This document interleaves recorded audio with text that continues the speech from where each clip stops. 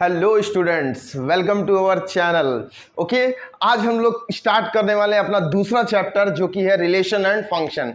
After completion of first chapter, जो बहुत ही detailed वे में और बहुत अच्छे से हमने किया, बहुत सारे क्वेश्चंस उसमें किए और बच्चों को वो चैप्टर का जो वीडियोस है वो बहुत पसंद भी है। आप लोगों ने बहुत उसे पसंद किया है। होप करूंगा कि ये भी चैप्टर आपको बहुत पसंद आएगा। इसको बहुत डिटेल्ड वे में पढ़ेंगे। लेक्चर्स थोड़े ज़्यादा होंगे क्योंकि फंक्शन जो हमारा चैप्टर है, रिलेशन तो छोटा है। मान लो 2 दिन में, 1 दिन में तुम पहले बेसिक पढ़ लोगे और 1 दिन में रिलेशन खत्म हो जाएगा लगभग।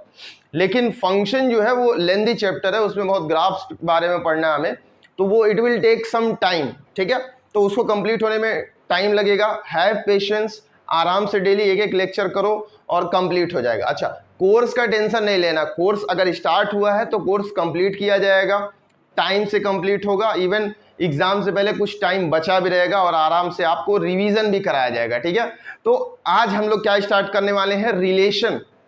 सर रिलेशन क्या होता है? रिलेशन जैसे आपके घर में सन एंड फादर का रिलेशन, मदर एंड फादर का रिलेशन, ब्रदर एंड सिस्टर का रिलेशन, और भी बहुत सारे रिलेशन है, यू नो वेरी वेल। ठीक है, तो ऐसे रिलेशन जो होते हैं वो जनरली हमारे आसपास में रिलेटिव्स के बारे में बात होती है या फिर अपने फैमिली के बारे में बात होती है। ये सारे ह्यूमन और नेचर के बीच में जो रिलेशन है, ये सब कुछ रिलेशन है। तो रिलेशन जो उसमें होता है जनरली, ये नॉर्मल अंग्रेजी में हम लोग पढ़ते हैं। मैथ्स में कैसे रिलेशन होगा कि some number is greater than the other number. ठीक है ना, कि ये नंबर दूसरे नंबर से ग्रेटर है, लेस है, इक्वल है। ठीक है ना, ये रिलेशन हमारा, कि ये नंबर रियल नंबर से बिलोंग करता है, this number belongs to natural number. So these are the relation of this numbers and all. ठीक है ना, तो ये आपस में रिलेटेड कैसे हैं, एक चीज दूसरे चीज से कैसे रिलेटेड है, कि भाई फर्स्ट वाला जो है दूसरे का स्क्वायर है, उनके बीच में स्क्वायर का रिलेशन है। तो ये सब चीजें हम लोग पढ़ने वाले हैं। उससे पहले थोड़ा सा बेसिक, हल्का सांस, हल्लू हल्लू। ठीक है, आराम से हम लोग स्टार्ट करेंगे। बेसिक सबसे पहला हमारा टॉपिक जो है that is ordered pair. Let us start. तो पहला टॉपिक हमारा क्या है, ऑर्डर्ड पेयर। अरे सर ये आर्डर का होता है? आर्डर बोले तो बेटा आर्डर, अरे मिलावट वाला आर्डर नहीं, ऑर्डर, ऑर्डर वो आर्डर नहीं। सर वो ऑर्डर, अंग्रेजी का जो वर्ड ऑर्डर है, मैथ का जो वर्ड ऑर्डर है, वो हमेशा सेम होता है। मिलावट बोलता है order, order means please maintain the decorum. कहने का मतलब जो चीज है जहां है जैसे वैसे रहने दे, बिना ऑर्डर के कुछ चेंज ना करें। तो वो एक ऑर्डर फॉलो कर रहा है कि भाई एक आदमी यहाँ बैठा हुआ उठ के कहीं और जाएगा तो भैया जज गुस्सा हो जाएंगे। चुपचाप बैठो अपने जगह पे, इधर उधर जाओगे तो पीट देंगे बेटा कस के। ठीक है, तो वही ऑर्डर है, वो ऑर्डर फॉलो होना चाहिए। एक बार जो बोल दिया गया कि भाई ये ऑर्डर है, डेकोरम मेंटेन किया गया, उसको फॉलो करना है, उसको बदल नहीं सकते, उसे हम लोग क्या बोलते हैं, ऑर्डर। यहाँ पे 2 एलिमेंट्स के बारे में बात होगी ऑर्डर्ड पेयर में। Listing of two elements in an specific order, specific order। ठीक है ना, listing of 2 elements in an specific order। Sir वो क्या होता है? जैसे एग्जांपल के लिए A, B। ठीक है ना, A, B मैंने लिखा, 2 एलिमेंट को लिस्ट किया गया एक स्पेसिफिक ऑर्डर में। सर ये स्पेसिफिक का मतलब क्या है? यही मेन इंपॉर्टेंट चीज है। स्पेसिफिक का मतलब जो 2 मैंने लिया है एलिमेंट, ये पहला एलिमेंट फर्स्ट कंपोनेंट से बिलोंग कर रहा है, मतलब फर्स्ट सेट जो होगा, दूसरा एलिमेंट दूसरे सेट या दूसरे कंपोनेंट से बिलोंग कर रहा है। सर A, B भी एक सेट है क्या? ना बिल्कुल नहीं बेटा, ये सेट नहीं है। A, B अगर सेट हो जाता तब तो ये रियल सेट हो जाए, A और B के बीच के सारे एलिमेंट प्रेजेंट हो जाते, लेकिन ऐसा नहीं है। यहाँ पे ये सेट नहीं है, ये क्या है, एक बस ऑर्डर्ड पेयर एक रिप्रेजेंटेशन है कि ये 2 एलिमेंट रिप्रेजेंट किए गए हैं एक बक्से में। छोटका वाला बाबू वाला ब्रैकेट है जिसमें पहला एलिमेंट जो है फर्स्ट सेट से आता है, दूसरे का element from second set. Hope की बात समझ में आ रही? सर ये स्पेसिफिक का मतलब क्या है? स्पेसिफिक का मतलब ये कि अगर इसको इंटरचेंज कर दिया जाए और B, A लिख दिया जाए तो ये दोनों जो है वो बराबर नहीं होंगे। क्यों? क्योंकि पहला एलिमेंट तो पहले सेट से आ रहा है, यहाँ पहला एलिमेंट दूसरे सेट से आ रहा है, ये तो गलत बात हो गई। तो अगर इंटरचेंज करेंगे तो ordered pair will not be same. Sir तब कैसे सेम होने का कोई चांस नहीं है का? सेम हो सकता है, उसको हम लोग बोलते हैं equality of ordered pair. Ordered pair. Equality क्या होता है बाबू? इक्वलिटी मतलब इक्वल। सर सब बराबर, सब बराबर। जैसे कि मान लो A comma B, if A comma B अगर x कामा वाई के बराबर है, that implies A should be equal to x and B should be equal to y। दो ऑर्डर्ड पेयर तभी बराबर होगा जब पहला वाला जो ऑर्डर्ड पेयर है उसका पहला एलिमेंट और दूसरा वाला ऑर्डर्ड पेयर उसका पहला एलिमेंट बराबर, दूसरा दूसरे के बराबर, तो भी क्या हो सकता है? इक्वल हो सकता है, नहीं तो इक्वल नहीं होगा। ये बात याद रखना। आ रही बात समझ में? अच्छा, अगर 3 तो एलिमेंट को लिस्ट कर दिया गया सर, तब क्या करेंगे? ठीक है, इसको बोलते हैं ऑर्डर्ड ट्रिपलेट। आ रही बात समझ में? सर 3 को लिस्ट कर दिए, चारों ठो कर दीजिए, A B C D. Sir इसको ऑर्डर्ड चपलेट लिख दिए। अरे 3 तो बहुत है बाबू। जैसे x कामा वाई लिखते थे हम लोग और कोऑर्डिनेट ज्योमेट्री में तो रेक्टेंगुलर प्लेन पे रिप्रेजेंट कर लेते थे, वैसे ही 3 वाला है तो ये 3D में रिप्रेजेंट कर लेंगे, लेकिन 4 वाला रिप्रेजेंट नहीं कर पाएंगे, इसको छोड़ दो। तो चपलेट नहीं चलेगा, चकलेट ओकलेट, खाली डबल वाला पेयर, 3 ठो ट्रिपलेट। आ रही बात समझ में? मतलब यहाँ पे 2 ठो सेट की बात हो रही है, 3 गो सेट की बात हो रही है, तो उसको ऑर्डर्ड ट्रिपलेट बोलेंगे। होप कि ऑर्डर्ड पेयर समझ में आ गया और इक्वालिटी ऑफ ऑर्डर्ड पेयर समझ में आ गया। इसके आगे हम लोग पढ़ेंगे Cartesian product. Okay students, so अगला वाला क्या है हमारा? कार्टेशियन प्रोडक्ट और cross product of sets. Cross, ठीक, ध्यान से। If A and B are 2 non empty sets, 2 non empty sets हैं, ठीक है। नॉन एम्प्टी मतलब सर उसमें एलिमेंट्स कुछ प्रेजेंट है, ठीक है। Then the set of all ordered pair of elements a comma b such that a belong to a, b belong to b is called cross product of a and b if it is denoted by a cross b। Sir ये अंग्रेजी तो बिल्कुल हमको समझ में नहीं आता, तो हिंदी में समझा दी। हिंदी में देखो, मान लो कि मेरे पास लेट कर लेते एक example, let a is equal to 1 2 और एक सेट b ले लेते हैं a comma b comma c, ठीक है। Now we have to find a cross b। तो क्या करना है? पहले सेट के पहले एलिमेंट से संपर्क बनाना है दूसरे सेट से, ठीक है। तो पहला एलिमेंट पहले एलिमेंट से भिड़ा दो, फिर पहला एलिमेंट दूसरे एलिमेंट से 1b और पहला तीसरे से 1c, ठीक है। अगला 2 का a से, 2 का b के साथ ऑर्डर्ड पेयर और 2 का c के साथ ऑर्डर्ड पेयर। भाई सारे एलिमेंट है ना a कामा b, जितने a कामा b बन सकते हैं, जितने a कामा b बन सकते हैं उतने ऑर्डर्ड पेयर हम बना चुके हैं, ठीक है। इतना ही बन सकता है, उसके अलावा कुछ नहीं बनेगा। 1 का तीनों के साथ ऑर्डर्ड पेयर बना लिया, 2 के भी तीनों के साथ बना लिया। ये हमारा क्या ऑर्डर्ड पेयर है, जिसमें पहला एलिमेंट जो होगा हमेशा सेट ए से बिलोंग करा। देख लो 1 1 1 2 2 2। The first element belongs to set A and the second element belongs to set B. यही बोल रहा था कि ये एक स्पेसिफिक ऑर्डर है। पहला एलिमेंट हमेशा पहले सेट से होगा, दूसरा एलिमेंट हमेशा दूसरे सेट से होगा। यही हमारा क्या है, इसको लिखने का तरीका ए क्रॉस बी, ठीक है ना, roster form, set builder form में लिख लो a comma b such that a belongs to a और b बिलोंग्स टू b। उसी फॉर्म में तो ये लिखा गया है, ऐसे भी लिख सकते हो, ठीक है। तो a क्रॉस b में जो a कामा b होगा, a जो होगा फर्स्ट सेट से होगा और b जो होगा वो सेकंड सेट से होगा। सर a क्रॉस b आ गया। अब ध्यान दो, a में number of element in a कितना है भाई? 2 है। Number of element in b कितना है भाई? 3 है। अच्छा, number of element in a cross b देखो कितना है भाई? 3 3 6। सर ये तो दोनों का मल्टीप्लाई करने पे आ रहा है। हाँ बिल्कुल सही है। So number of element in a cross b जो होगा वो that is number of element in a into number of element in b। ये बहुत इंपॉर्टेंट है, इसको याद रखना कि भाई क्रॉस प्रोडक्ट जो होगा, number of element in cross product is equal to number of element in first set into number of element in second set, ये होगा, ठीक है ना। अच्छा, पहली बात ये कि ये दोनों फाइनाइट सेट होना चाहिए। अगर दोनों में से कोई मान लो नल सेट हो जाता है, भाई एक भी नल सेट हो जाता है तो a क्रॉस b भी नल सेट हो जाएगा। और अगर दोनों में से कोई एक या फिर दोनों इनफाइनाइट हो जाता है तो क्रॉस प्रोडक्ट भी इनफाइनाइट सेट बनेगा। आ रही बात समझ में? ये बात याद रखना, बहुत इंपॉर्टेंट है भाई। दोनों में से अगर एक भी नल हुआ तो ए क्रॉस बी नल हो जाएगा। सर दोनों हुआ तो भी नल हो जाएगा।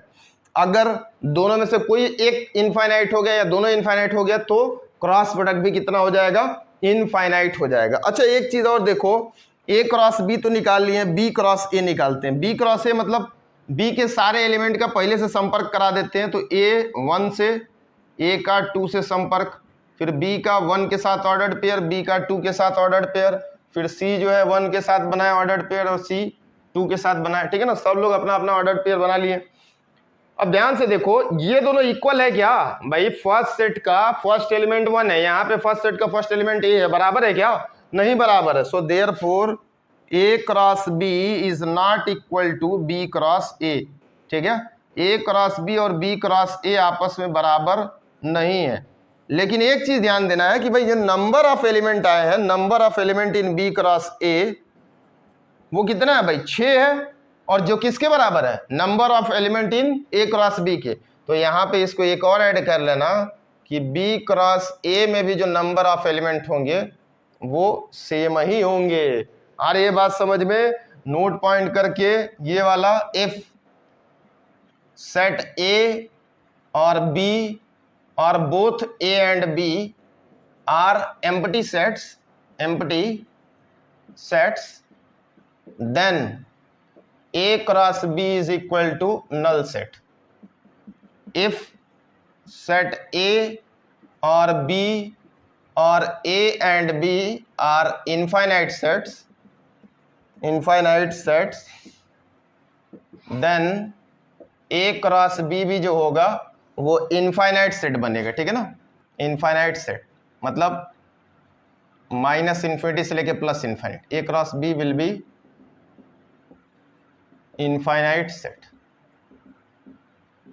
ठीक है, होप कि ये बात समझ में आ रही है, बहुत इंपॉर्टेंट है, इसको जानना जरूरी है। ठीक है, अब ये ऑर्डर्ड पेयर जो है मतलब क्रॉस प्रोडक्ट जो निकाला हमने, वो क्रॉस प्रोडक्ट 2 एलिमेंट का निकाला।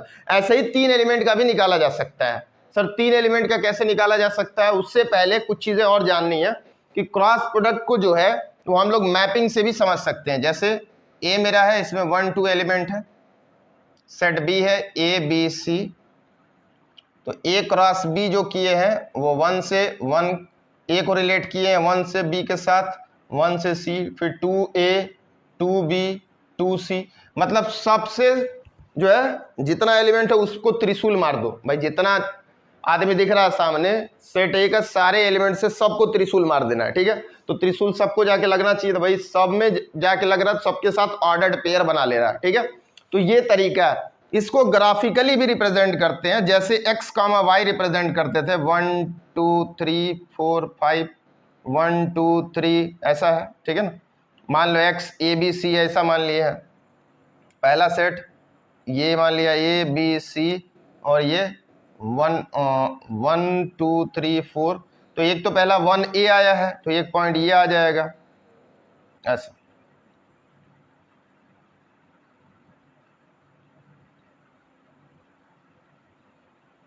ग्राफ बना दे रहा हूं। ठीक है, तो ये कितना हो जाएगा 1A, ये वाला पॉइंट 1 A, और ये वाला पॉइंट कितना आ जाएगा 1B, ये 1C, फिर 2A 2B 2C, फिर 3A 3B 3C। होप कि ये बात समझ में आ रही है, जैसे ग्राफ पे प्लॉट करते थे वही। तो ये 3-4 तरीके से भाई, एक तो सेट बिल्डर रोस्टर फॉर्म में रिप्रेजेंट हो सकता है, एक मैपिंग के फॉर्म में हो सकता है और एक ग्राफ के फॉर्म में। होप कि ये बात समझ में आ रही है। अब देखते हैं कि ऑर्डर ट्रिपलेट क्या होता है। ठीक है ना, ऑर्डर ट्रिपलेट मतलब 3 अगर सेट है तो कैसे उसको सॉल्व करेंगे। ओके, तो आगे क्रॉस प्रोडक्ट ऑफ 3 अगर सेट्स रहता है कि भाई A cross B cross C है, तो कैसे ये आएगा भाई? A, B, C के फॉर्म में आएगा ऑर्डर ट्रिपलेट, जिसमें A जो है सेट A से होगा, B will belong to set B and C will belongs to set C। मतलब ये फॉर्मेट होगा। सर इसको कैसे सॉल्व करेंगे? तो ऐसे सॉल्व करेंगे, A क्रॉस B निकाल लो और उसका क्रॉस प्रोडक्ट C से निकाल लो। सर हम A B क्रॉस C का निकाल लेंगे और उसके साथ A का निकाल लेंगे तो भी आ जाएगा। तो ये दोनों तरीका है, ऐसे निकाल सकते हो। होप की बात समझ में आ रही है भाई। ऑर्डर ट्रिपलेट में क्या है भाई, 3 सेट होंगे, 3 सेट का क्रॉस प्रोडक्ट। जैसे कि मान लो एग्जांपल ले रहा हूं मैं, एक सेट A मेरे पास है 1 और 2, सेट B मेरे पास है ए बी ले लो और सेट सी ले लो अल्फा बीटा, अल्फा बीटा। तो मैं क्या करूंगा, पहले ए क्रॉस बी निकाल लूंगा।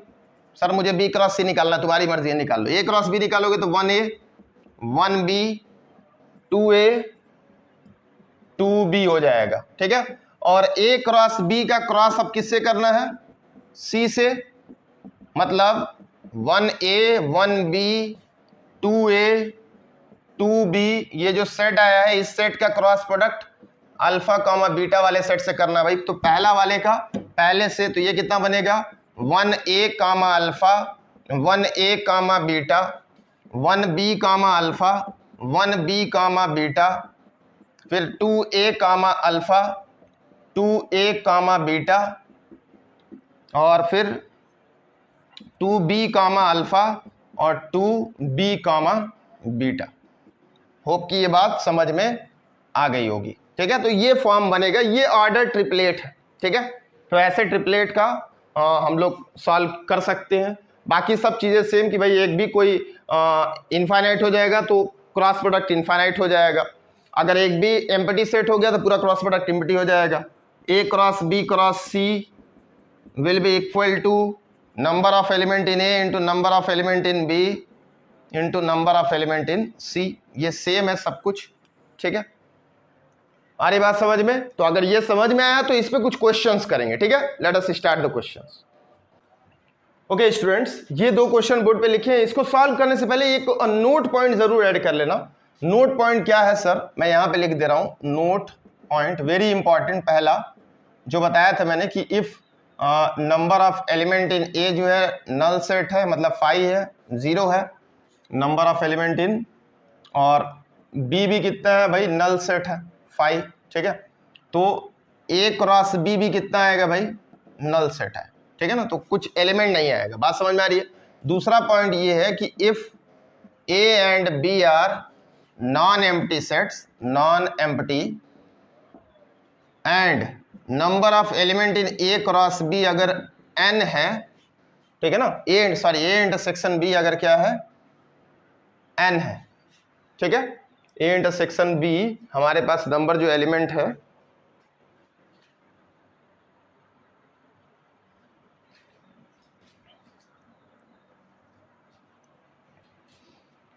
तो number of element in A intersection B अगर n है, देन नंबर ऑफ एलिमेंट इन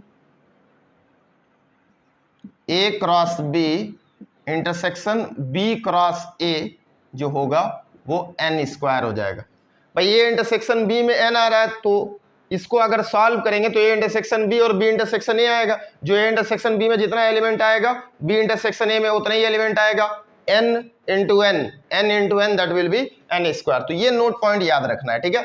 अच्छा, आते हैं पहले क्वेश्चन में। फर्स्ट क्वेश्चन हमारा क्या है, 2x plus 3 comma y minus 1 is equal to 3 comma 5। अच्छा भाई, ये ऑर्डर्ड पेयर है, ऑर्डर्ड पेयर को इक्वल दिया। ऑर्डर्ड पेयर इक्वल कब होता है, जब पहला एलिमेंट पहले एलिमेंट के बराबर हो, ठीक है ना, और दूसरा एलिमेंट दूसरे एलिमेंट के बराबर हो। तो 2x प्लस 3 किसके बराबर होगा, 3 के। तो 3 3 0 हो जाएगा। 2x is equal to 0 that implies x is equal to 0, ठीक है। नेक्स्ट y माइनस 1 कितना हो जाएगा, 5 है, that implies y is equal to कितना हो जाएगा, 6। होप कि ये बात समझ में आ गई हो। दूसरा कितना है, सेट ए में 3 एलिमेंट है, मतलब number of element in set A is equal to 3। B में भी दिख रहा है कि भाई कितने एलिमेंट है, 3 है। तो ए क्रॉस बी में पूछ रहा है कितना हो जाएगा भाई, ए क्रॉस बी क्या होता है, number of element in A into number of element in B, that will be 3 cross 3 that is equal to 9। Hope कि ये बात समझ में आई होगी। ये नोट पॉइंट अच्छे से याद रखना। Going for the next question. Okay students, let us see the next 2 questions. अगले 2 सवाल हमारे पास ये स्क्रीन पे दिख रहे हैं, ध्यान से समझो। ए और बी 2 सेट्स हैं जिनमें ए क्रॉस बी कितना है, 6 है। ए क्रॉस बी 6 है, मतलब ये सोचो कि या तो एक सेट में 2 एलिमेंट होगा और दूसरे सेट में 3 होगा, या फिर पहले में 3 हो सकता है और दूसरे में 2, तभी 3 दूना के 6 ही बनेगा। भाई ऐसे ही होगा ना, 3 इंटू 6। सर 1 इंटू 6, 6 इंटू 1 भी तो बन सकता है, बिल्कुल बन सकता है।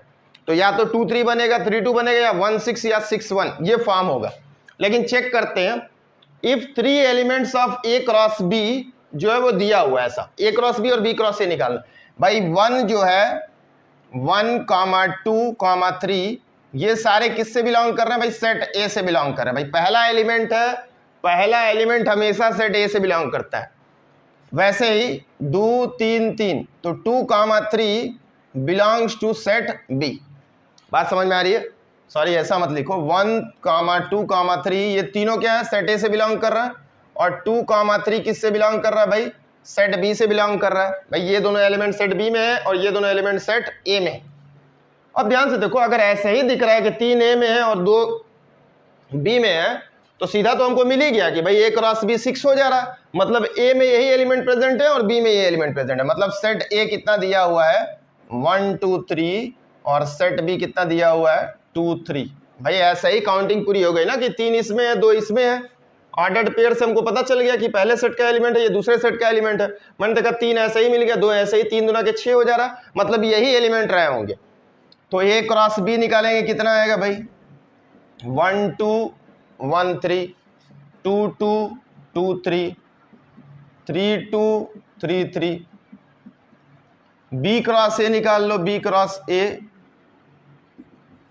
कितना आ जाएगा? 2, 1, 2, 2, 2, 3।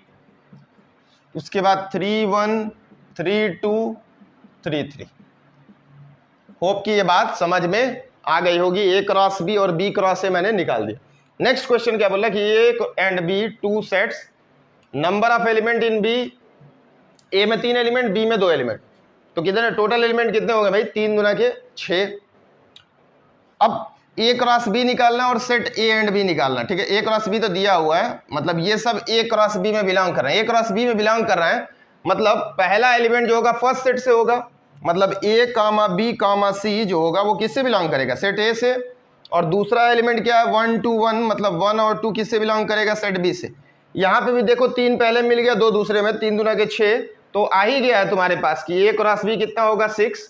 और बोला भी था कि नंबर ऑफ एलिमेंट इन ए कितना है? 3, तो वो तो दिख ही रहा है। और बी में भी 2 है तो यही एलिमेंट है। तो सेट ए हमारा कितना हो जाएगा? ए comma B comma C.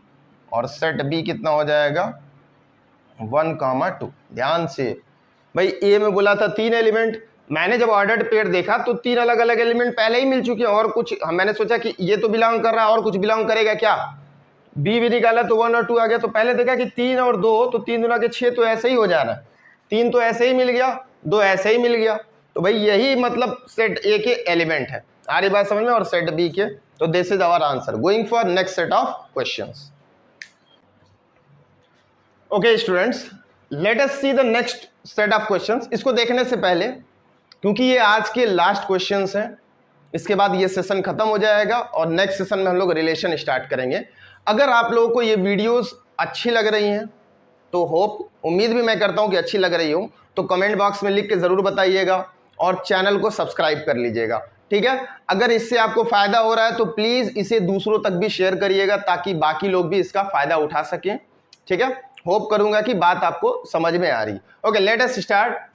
If p elements are common in sets a and b, then prove that p square elements will be common in set a cross b and b cross a।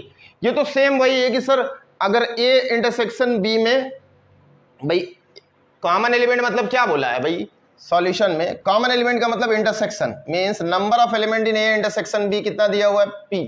ठीक है, अभी formula note करके पहले question में लिखवाया था कि भाई अगर a इंटरसेक्शन b में नंबर ऑफ एलिमेंट n है तो a cross b intersection b cross a में कितना हो जाएंगे? n स्क्वायर हो जाएंगे। ठीक है, तो वही पूछ रहा है। तो number of element in a cross b intersection b cross a कितना हो जाएगा भाई?